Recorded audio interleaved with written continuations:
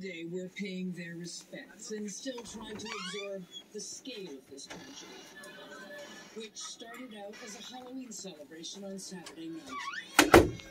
Thousands of mostly young people flooded into the narrow streets of Seoul's nightlife district. But the crowd grew into a lethal crush, and the Halloween party turned into a horror show.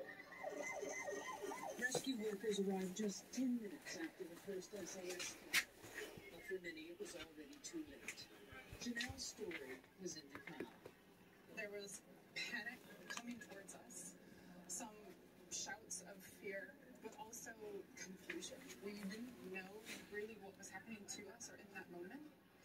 It became horribly clear when body after body was wheeled from the scene. Most of the victims were in their 20s, including 2 American students. Ann Giske from the University of Kentucky, niece of Brad Winstrop, Republican congressman from Ohio, and Stephen Blessy from Georgia's Kennesaw State. Steve Blessy is his father. The embassy called us late Saturday night, and when they said the words, "Are you sitting down?" I knew what the next words were going to be. Their families, along with dozens more across Korea, are reeling with grief after receiving news no parent should ever have to hear. The Korean government declared a week of national mourning and says it will pay for the funerals of the dead and the medical care of the injured. Nora? Elizabeth Palmer, thank you.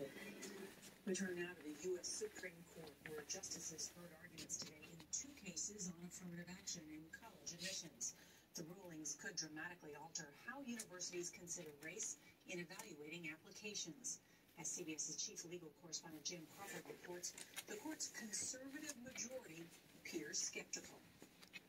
The extraordinary arguments, nearly 5 hours long, were contentious as the justices grappled with whether considering race in college admissions was a modern-day form of discrimination. We're talking about race as a determining factor in admission to Harvard.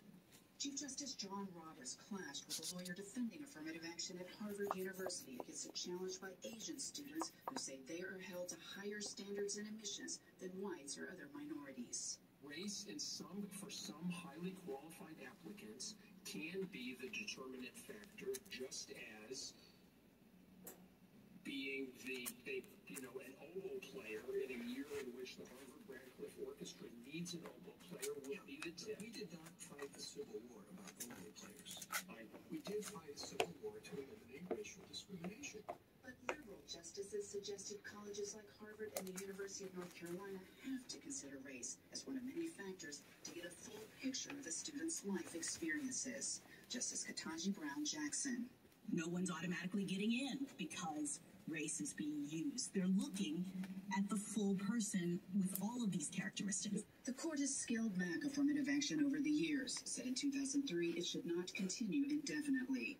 9 states now ban it in college admissions. Civil rights lawyer Damon Hewitt, representing the University of North Carolina, says affirmative action still is crucial. When you think about a world without affirmative action, think about what our workplaces will look like, what our schools would look like. Now, opponents of affirmative action say there are other race-neutral ways to get diversity, like looking at socioeconomic factors. And that was the focus of several of those conservative justices who seem to suggest the clock on affirmative action is ticking. Nora?